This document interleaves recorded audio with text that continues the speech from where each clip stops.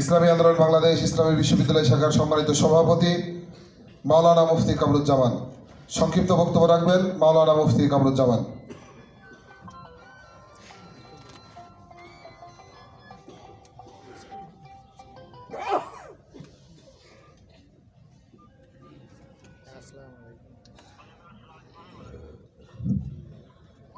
نحمده ونصلي على رسوله الكريم أما بعد فقد قال الله تعالى في كلامه المجيد والفرقان الحميد أعوذ بالله من الشيطان الرجيم بسم الله الرحمن الرحيم إن الحكم إلا لله صدق الله العظيم الحمد لله শুকর গুজার সে মহান রব্বুল আলামিনের কাছে যে আল্লাহ তাআলা অনেকদিন পরে হলো এই আমার একটা মনোরম পরিবেশে আমরা বসতে পেরেছি, এই জন্য আপনার খুশির বেজার। আলহামদুলিল্লাহ, আজকের এই জেলা দ্বিবার্ষিক সম্মেলনের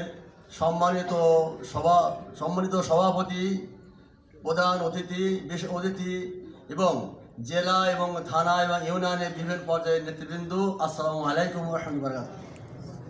আলহামদুলিল্লাহ, শুধু কথা বলে কোনো লাভ নেই, বলকে কাজ করা দরকার। আমাদের নেতৃবৃন্দ বা কেন্দ্র থেকে ঘোষিত যে সমস্ত বিধিবিধান আমাদের উপরে আরোপ করেছেন, যদি আমরা সেগুলো ঠিকভাবে মানতে পারি তাহলে আশা করা যায় বাংলাদেশের প্রতিটি ঘরে ঘরে ইসলামিক গরু আসবে বলেন সুবহানাল্লাহ।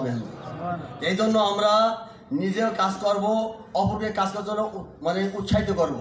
আমাদের সমাজে, আমাদের দেশে, পাড়ায়, মহল্লায়, সর্ব জায়গায় যদি আমার ফিকির থাকে যে দিনকে বিজয় করতে হবে, আমাকে নয় দিন বিজয় করতে হবে, তাহলে আমার ইমানি দায়িত্ব হলো দিন বিজয়ের জন্য যা যা করা দরকার সে কাজ করা দরকার।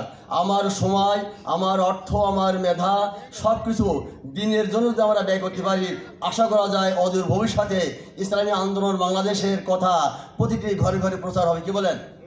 এই জন্য আমরা সকল উদার আহ্বান রাখব যে আমার থানা, আমার ইউনিয়ন, আমার ওয়ার্ড, আমার মহল্লায় সব জায়গায় ইসলামী আন্দোলনের যে পরিস্থিতি, যাতে ঘরে ঘরে আমরা ইসলামের দাওয়াত দিতে পারি, এই আহ্বানকে আমার বক্তব্য শেষ করে বলা।